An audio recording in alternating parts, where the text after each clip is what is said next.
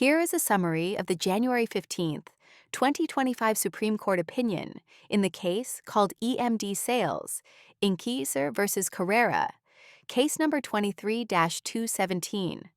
The question presented in this case is whether the burden of proof that employers must satisfy to demonstrate the applicability of an FLSA exemption is a mere preponderance of the evidence, as Sixth Circuits hold or clear, and convincing evidence, as the Fourth Circuit alone holds.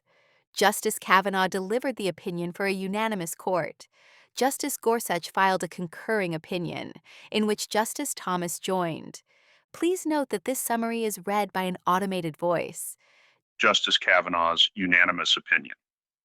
In 1938, Congress enacted the Fair Labor Standards Act, guaranteeing a federal minimum wage for covered workers, 29 U.S.C. Section 20601, and requiring overtime pay for those working more than 40 hours per week, Section 20701. Congress exempted many types of employees from the FLSA's overtime pay requirement, including outside salesmen who primarily work away from their employer's place of business. Section 213, subsection A, subsection 1, the law places the burden on the employer to show that an exemption applies. Petitioner E.M.D. distributes food products in the Washington, D.C. area and employs sales representatives who manage inventory and take orders at grocery stores. Several sales representatives sued E.M.D., alleging that the company violated the FLSA by failing to pay them overtime. E.M.D. argued that the sales representatives were outside salesmen and therefore exempt from the FLSA's overtime pay requirement. After a bench trial, the district court found E.M.D. liable for overtime because E.M.D. did not prove, by clear and convincing evidence, that its sales representatives were outside salesmen. On appeal, E.M.D. argued that the district court should have used the less stringent preponderance of the evidence standard instead of the clear and convincing evidence standard.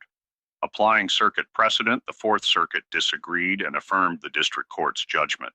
Held, the preponderance of the evidence standard applies when an employer seeks to demonstrate that an employee is exempt from the minimum wage and overtime pay provisions of the FLSA. A.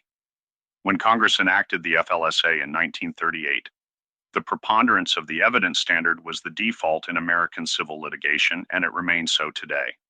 In civil litigation, the court has deviated from this default standard in three main circumstances. First, if a statute requires a heightened standard of proof, courts must apply it. Second, the Constitution can mandate a heightened standard of proof. Third, in certain rare situations involving coercive government actions, such as taking away a person's citizenship, a heightened standard may apply. But in most civil cases, including employment discrimination cases under Title VII, the court has consistently applied the preponderance standard. B. The FLSA does not specify a standard of proof for exemptions, and when a civil statute is silent, courts typically apply the preponderance standard. This case does not involve constitutional rights that would require a heightened standard, nor does it involve the government taking unusual or coercive action against an individual. FLSA cases are similar to Title VII employment discrimination cases, where the court has applied the preponderance standard. C. The employee's policy-laden arguments for a heightened standard are unconvincing. Their argument that the FLSA protects the public interest in a fair economy does not necessitate a heightened standard. Other workplace protections, like those under Title VII, also serve important public interests, but are subject to the preponderance standard. The employees argue that rights under the FLSA are non-waivable and therefore different from other rights subject to the preponderance standard.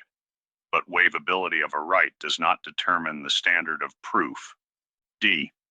Whether the employees would fail to qualify as outside salesmen even under a preponderance standard is left for the Court of Appeals on remand, reversed and remanded.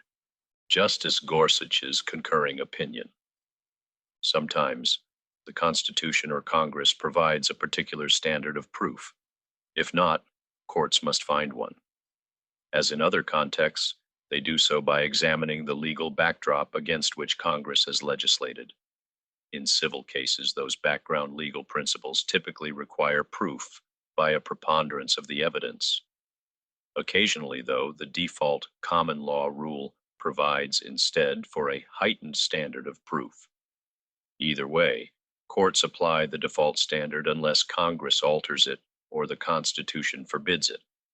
To do otherwise would be to choose sides in a policy debate, rather than to declare the law as our judicial duty requires.